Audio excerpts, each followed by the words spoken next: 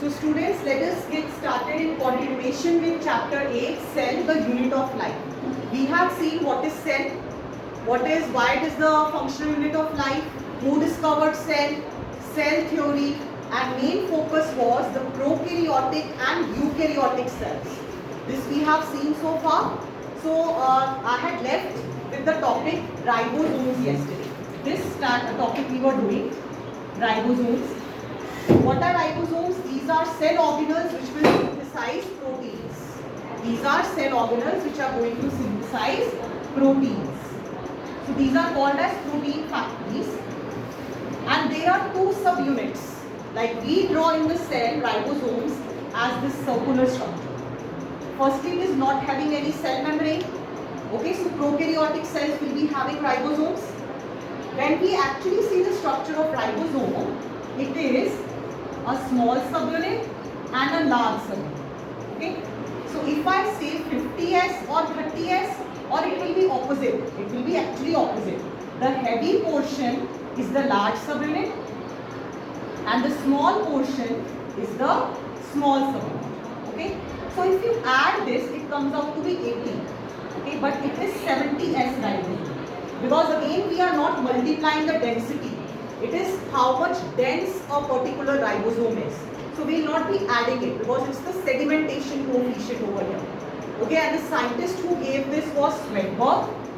So this is also called as Swedberg's coefficient. So this is one point of difference, that in prokaryotes, the ribosome which is present, that is 70S, and in eukaryotes it is 80S. So this S is nothing but the sedimentation coefficient or the density with which the ribosomes will settle down. Now in ribosomes, what they will form? Proteins. Now when the proteins are formed, that process of formation of protein is called as translation. Now how this translation is happening actually? From DNA, which is our genetic material, RNA will be formed and then proteins will be formed. On this RNA, which cell organelle has to sit over it? That is ribosome. Then only protein will be synthesized. So suppose this is RNA molecule which is single stranded. On this, these ribosomes will come and take the place. In case of prokaryotes, multiple ribosomes can come on this particular RNA. Such type of structure, when multiple ribosomes are coming, this is called as polysome or polyribosome. Poly means multiple. Okay.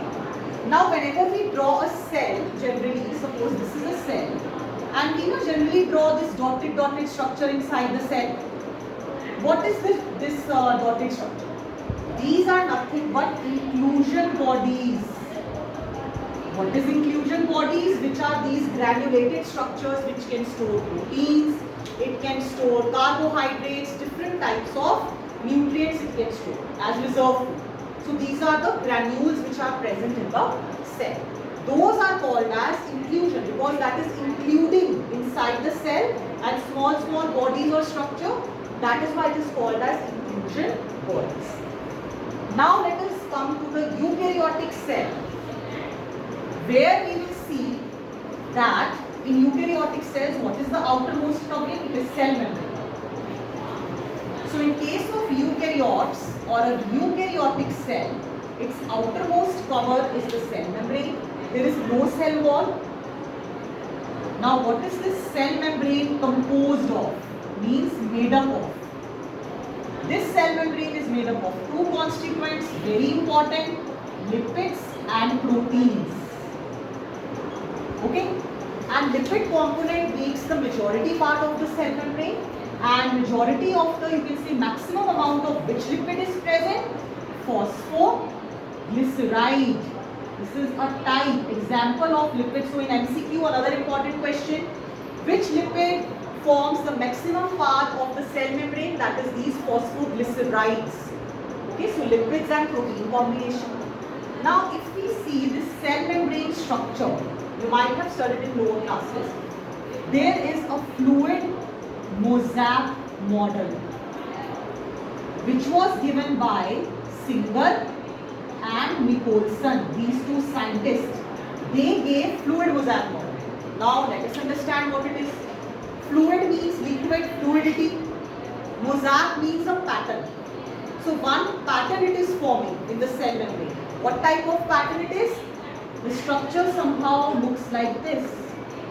There is a head and a tail. Again head and a tail like this. Similarly over here.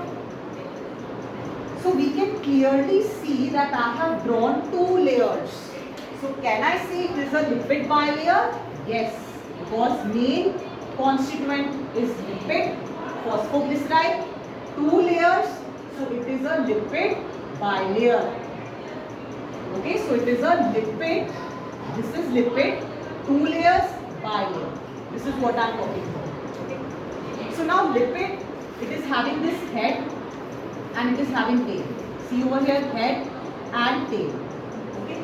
So this head is actually hydrophobic, means it will not react with water. But these tails are hydrophilic. Hydrophobic, phobic means resists water. Hydrophilic means it can attract water. Alright, so it's a lipid bilayer. Now what else is there? Proteins are also there in the cell membrane. Where these proteins are there? Very carefully we will see over here. If this is the structure, proteins can be here also, in between, here also, and outer side also of this layer. So if it is internal part of forming the internal part, it is called as integral protein. And here it is external proteins. Now integral proteins are difficult to remove because they are inside it. But external proteins we can easily remove and study. Like in an experiment, remove as in we can separate it easily from the cell membrane. But this external one which is present outside, that we are easily able to study, but internal ones we are not easily able to study. Means we have to have a method which will separate, segregate this integral protein from the lipid bilayer. So this is fluid mosaic model giving this pattern. See, you can see the pattern, different proteins are there and lipid bilayer is there. So that is the mosaic pattern. And it is giving the fluidity. So fluid mosaic model. Now another important thing over here is distinguishing between a plant cell and an animal cell. When we talk of eukaryotic cell, two cells come in our mind. So we will be looking at the diagram very carefully and you will be drawing it also. Very important question for subjective part. That is animal cell and plant cell. So we will be seeing the diagram in this lecture as well as how to understand the differences between these two. In lower classes again we have done, but still we need to repeat this. So animal cell first of all is irregular shape like this. Outermost membranous cell membrane, cell wall is not present. But in plant cell, outermost covering, first of all it is a, you can say, a rigid structure, means it is not that much flexible because the outer membrane is the cell wall. So here this is cell wall and these two over here if we say it is the cell membrane. So extra layer is there in case of plant cell. Now let us talk about nucleus. In the animal cell, how we will draw? We will draw like this circle. Then just first dotted and then we will start having the gaps in between because pores are present. So this is the nuclear membrane which I am drawing. This is the way you can draw. Always draw diagrams with pencil. And this is how it is. Over here, same type of nucleus because it is eukaryotic. Same membrane you will make. But it is at the side somewhere here, not at the center. This is a clear difference we can see. Again, see nuclear membrane I am drawing because it is a eukaryotic cell. A eukaryotic cell always is covered with a membrane. So the nucleus is also covered with membrane. Now another important thing over here is we will be drawing the parts of the nucleus. This is the nuclear membrane. Then we have, this is the chromatin, like this thread-like structure. Draw it same. Then over here we have a darkly stained structure which is nucleolus. Same. And the different ribosomes here inside. So I will say this is the nuclear membrane. This is the chromatin material and this is the nucleolus. Together it is forming the nucleus. So this is eukaryotic nucleus. Please pay attention if anybody asks that what is eukaryotic nucleus, just draw this. If they ask eukaryotic cell, you can draw any cell, animal cell or plant cell. Always while drawing diagram, you have to remember that this you have to write what you are drawing. Sometimes we just draw and we don't write what we have drawn. Now in continuation with this, there is endoplasmic reticulum. We discussed it yesterday also. So draw it in the form of sheets. Okay. So these are endoplasmic reticulum with ribosomes rough and not having ribosomes smooth. Similarly, we can draw here also, means it is in continuation with the membrane. Okay. So one like this, and again rough and smooth. Now here the point to be noted is that in a plant cell, what is the maximum part being covered with? Because we have drawn the nucleus at the side, at the periphery. So maximum part will be covered with vacuole, which is called as central vacuole, which is giving again the flexibility inside the cell actually. Why it is required? For storing certain materials, for exchange of certain materials, to store water, the cell sap, which is rich in water, which is rich in amino acids, different minerals, okay, which is important for the cell. So it is the storage bag or storage sac that constitutes the maximum area of the cell. In case of animal cell, there are very few and small insides. These are vacuoles. With blue color I have drawn. These are vacuoles. Then along with these endoplasmic reticulum, very important. Whenever you are drawing diagram, it should be along with it because the function is such that it has to be side by side. So this is nothing but Golgi apparatus. Again, why I have drawn it here, ER? I want to show that with ER, with endoplasmic reticulum, we have to draw this Golgi apparatus. So let us label it. We will study in detail all these organelles, endoplasmic reticulum, and this portion, this whole structure is Golgi apparatus or Golgi body. Again, functions later on we will see. First we are looking at the structure. Then there is powerhouse of the cell which makes energy, ATP. That is like this structure having two membranes. It is mitochondria. So draw in the plant cell also.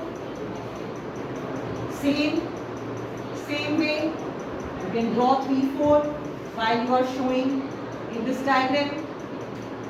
It is having two membranes, remember, inner one is folded and outer one is not folded. It is circular, means oval rather, and it is mitochondria. Then there are certain ribosomes which are present freely.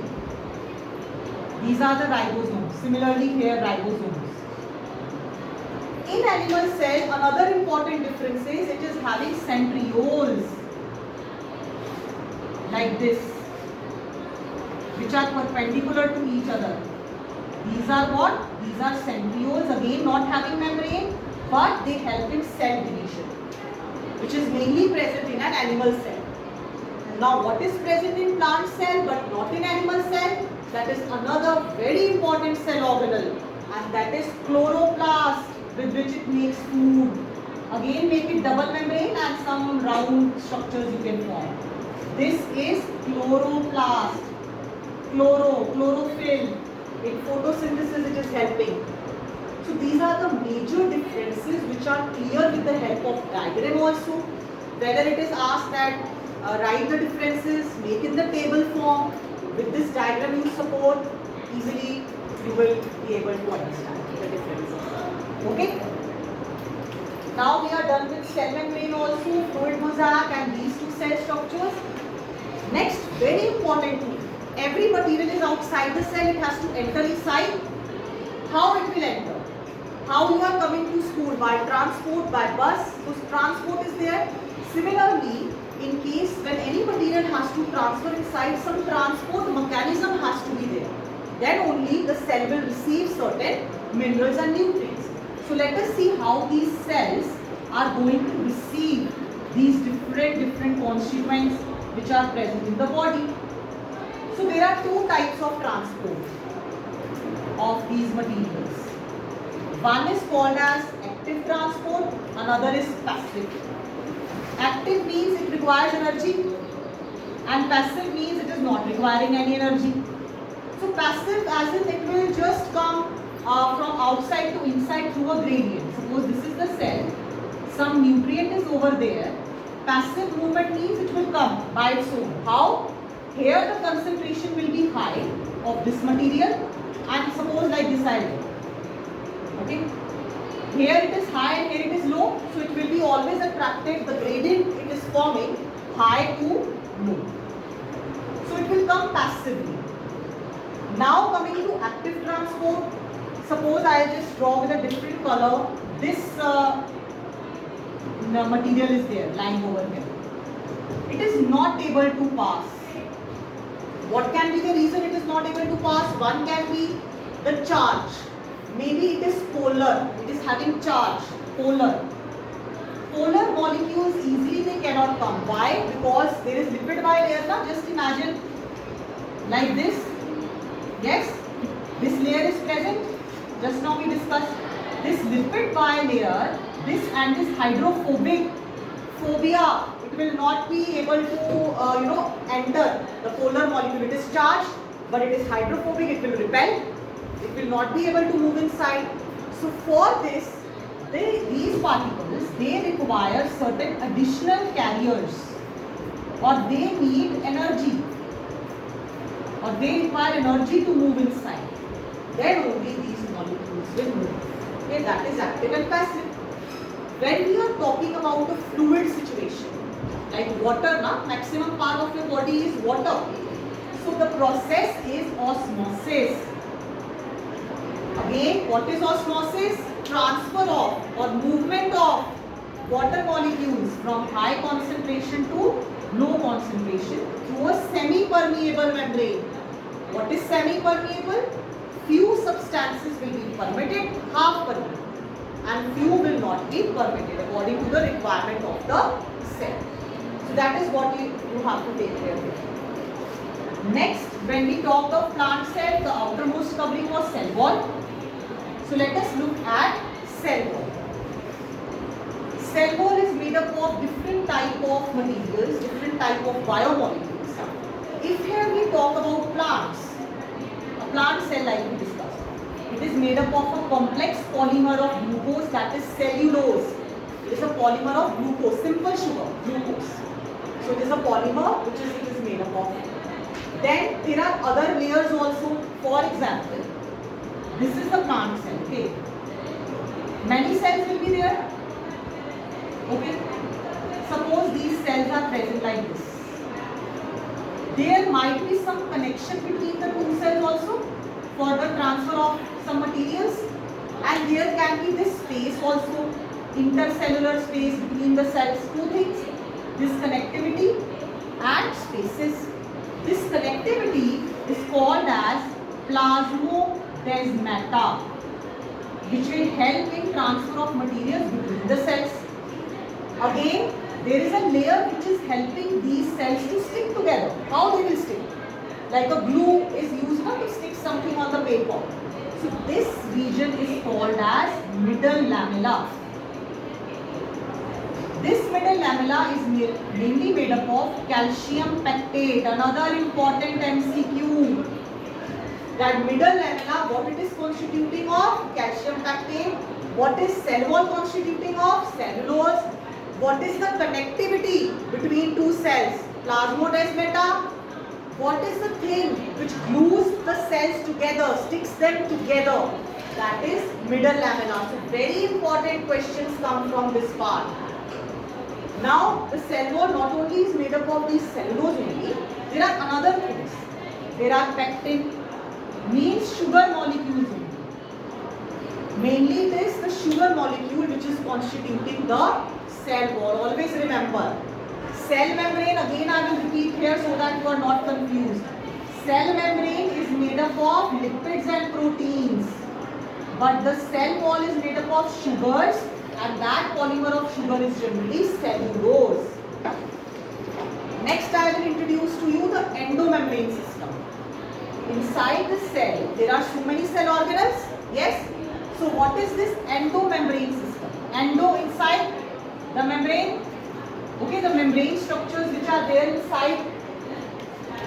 So the endomembrane system of the cell, it constitutes of membrane bound organelles only. What are those? Endoplasmic reticulum is there. ER. With ER, Golgi apparatus was there. With Golgi apparatus, what is there? There are different vacuoles in the cell and lysosomes. So these together, if I combine all these together, this will be the system. Formation of a system as a collection of membrane bound organelles. Together I can give the term endomembrane. Inside the membrane, different membrane structures, ER, Golgi, vacuoles and lysosomes. So today the last part of the lecture will be endoplasmic reticulum. Please understand very carefully. The first part of endomembrane system we are going to do, and endoplasmic reticulum, how we used to make these sheets. Reticulum, a network of different sheet-like structures. This is nothing but the endomembrane system of ER. This complete is ER. Endoplasmic reticulum. It is attached where? With the nuclear membrane, isn't it? Like this it is attached with this is the nucleus, from here it is attaching. Now near to the nucleus there is ER which is having ribosomes in it. So this particular part which is having ribosomes, it will be helping in protein synthesis. So this is rough endoplasmic reticulum. Surface of these sheets which are away from the nucleus, not having ribosomes, SER, smooth endoplasmic reticulum. It is made up of basically the same structure, but only ribosome is not there. Function will be different. It is helping in protein synthesis, and SER is helping in lipid synthesis, formation. Where these lipids and proteins are required? In the formation of cell membrane. So I can say that endoplasmic reticulum can be used, or is one important function is to have the membrane biogenesis, synthesize the membrane, because membrane is made up of lipid and protein. RER is making protein, SER is making lipids, so both of them can help with the membrane biogenesis. Another very important function of SER is, suppose anybody by chance takes any toxic substance in the body, the person immediately will not die, because in the body this SER will start degrading this toxic material into simpler non-toxic compounds. Okay, once it is making non-toxic means the body will be fine. So firstly this SER starts detoxifying any drug or any poison by chance or whatever some person has taken.